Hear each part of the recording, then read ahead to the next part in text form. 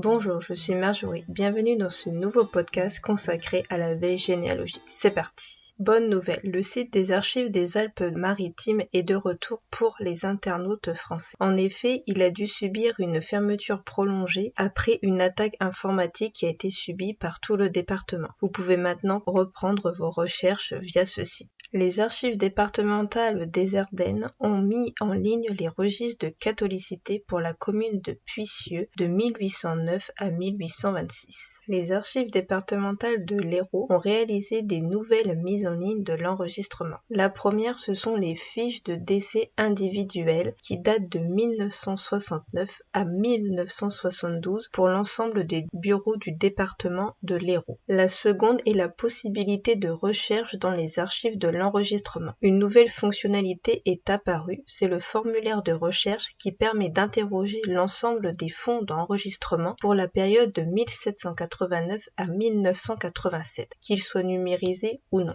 Maintenant, donc, il est possible de faire une recherche par bureau, par type de document et par date. Une fois que vous avez identifié la personne dans la table des successions en ligne, vous pouvez venir donc consulter sa déclaration de succession en salle de lecture. Dans la déclaration de succession, vous allez pouvoir retrouver les mutations de biens, meubles ou immeubles établis par l'administration fiscale suite à un décès, entraînant la perception des droits dits de mutation par décès. Family Search a indexé les registres militaires de la guerre de 1870 du département de l'Yonne. Donc ces documents ont enregistré les parcours des individus qui ont été incorporés lors de la guerre franco-prussienne de 1870. On va pouvoir retrouver leur nom, leur grade, la compagnie ou le régiment dans lequel ils ont servi. Pour effectuer un repérage parmi les sources, les archives départementales de Bordeaux Métropole ont mis en ligne l'état des fonds. Également, de nouveaux inventaires sont disponibles pour les communes d'Ambarès et Lagrave et Bordeaux. Concernant ces fonds pour Ambarès et Lagrave, vous allez pouvoir retrouver l'état du fonds contemporain et l'état du fonds moderne. Pour la commune de Bordeaux, l'état du fonds moderne et des fonds privés. Je vous mettrai le lien dans la description. Philae a ajouté une petite nouveauté concernant les suggestions qui est maintenant la recherche par source. Vous pouviez également faire auparavant une recherche par suggestion par individu et maintenant donc par source. Donc par source, cela signifie soit par arbre et ou par document.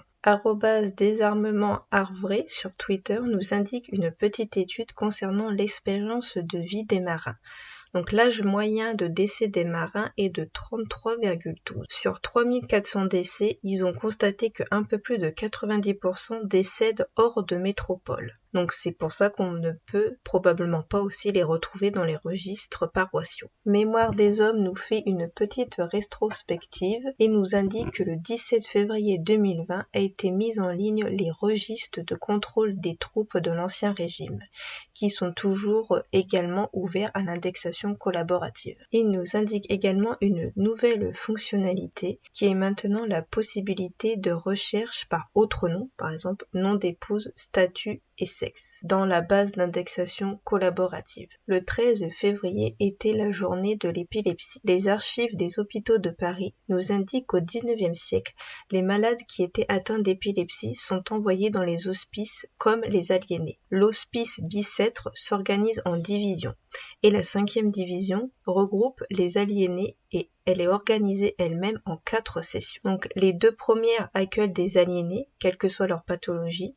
La 3e prend en charge des épileptiques aliénés ou non. Et la 4e section, créée en 1883, est spécifique aux enfants, qu'ils soient épileptiques, hystériques idiots ou paralytiques. Pour le jour de la Saint-Valentin, GeneaFinder nous parle du site GeneaBank qui peut nous aider à retrouver les couples dans notre généalogie. Je vous mettrai le lien vers GeneaBank dans la description. Généalogie pratique a mis à jour l'annuaire des blogs de généalogie. Vous pouvez retrouver donc sur le site le répertoire 2023 des blogs de généalogie. Je vous mettrai le lien dans la description. Je vous remercie pour votre écoute. N'hésitez pas à me faire part de vos commentaires sur la chaîne YouTube. Vous pouvez également partager ce podcast et je vous dis à bientôt pour un nouveau podcast.